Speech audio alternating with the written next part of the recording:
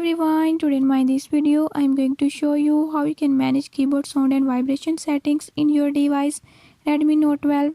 In this device Redmi Note 12, I'll show you how you can do it.